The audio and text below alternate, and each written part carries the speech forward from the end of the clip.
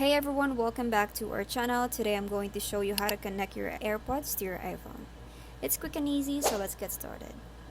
Step 1, make sure Bluetooth is turned on. So to do this, go to Settings, tap Bluetooth to turn it on. You can also swipe down from the top right corner of your phone to open Control Center and tap the Bluetooth icon to turn it on. Step 2, open the lid of your AirPods case while keeping the AirPods inside and hold the case close to your iPhone. Your iPhone should detect the AirPods and setup animation will appear on your screen. Step 3, follow the on-screen instruction when the setup animation appears, just tap Connect.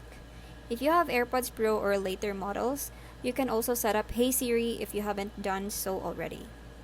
Step 4, complete the setup. Once you tap Connect, follow any additional instructions that may appear on the screen. This usually takes just a few seconds. The status light on the AirPods case will turn green, indicating that they are connected and ready to use.